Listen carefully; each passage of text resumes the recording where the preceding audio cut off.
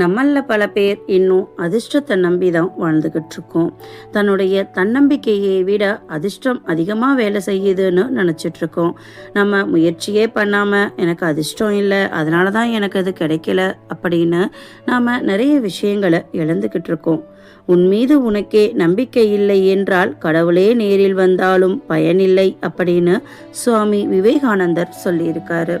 இதோ இந்த கதையின் மூலியமா தன்னம்பிக்கையினுடைய வலிமை எப்படிப்பட்டதுன்னு நாம தெரிஞ்சுக்கலாம். ஒரு ஊர்ல ஏழை ஒருத்தர் ஒரு சின்ன ஆபீஸ்ல வேலை பார்த்துட்டு இருக்கிறாரு. அவருக்கு கிடைச்ச ஊதியத்தை வச்சு குடும்பத்தை நடத்திக்கிட்டு வந்தாரு.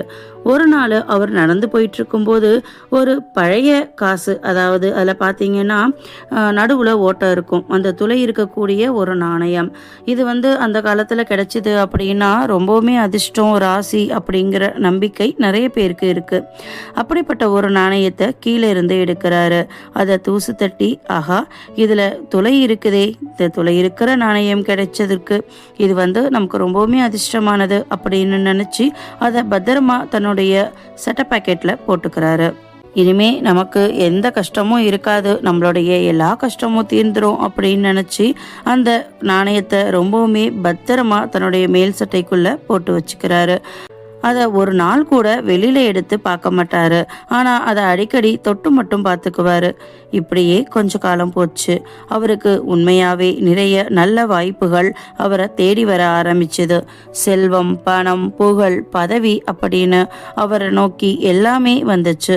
சமுதாயத்துல அவர் ஒரு பெரிய மனுஷரா ஆனாரு. ஆனா எல்லோருமே அவரை ரொம்பவே பாராட்டிக்கிட்டு இருந்தாங்க. அவர் எதை தொட்டாலும் வெற்றி தான், எல்லாமே அந்த நாணயத்தின் மகிமை அப்படின்னு மனசுக்குள்ளேயே நினைச்சுக்கிட்டாரு அவரு. ஒவ்வொரு நாளும் அந்த நாணயம் இருக்கக்கூடிய அந்த மேல் சட்டையை போட்டுக்கிட்டு தான் வெளியில கிளம்புவாரு.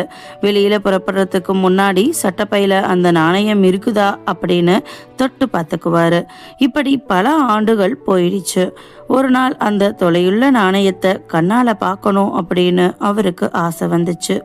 அன்னைக்கு காலையில சாப்பிட்டுக்கிட்டு இருக்கும்போது தன்னோட மனைவி கிட்ட தன்னுடைய ஆசைய சொல்றாரு. ஆனா உடனே மனைவியோ, இப்போ எதுக்கு அதை பார்க்கணும், வேண்டாமே அப்படின்னு கொஞ்சம் இழுவையாக சொன்னாங்க.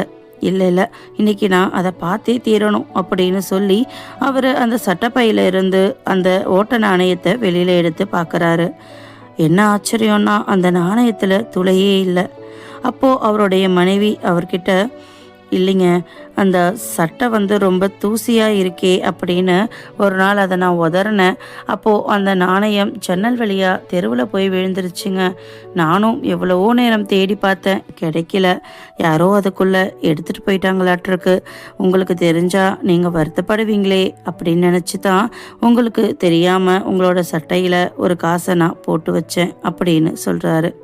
அவங்க சொன்னதை கேட்டு அவர் ரொம்பவே மனசு வருத்தப்பட்டு, சரி இது என்னைக்கு நடந்துச்சு அப்படின்னு கேட்க, நீங்கள் அந்த காசை எடுத்துகிட்டு வந்த மறுநாளே நடந்துச்சுங்க அப்படின்னு அந்த மனைவி சொல்கிறாங்க.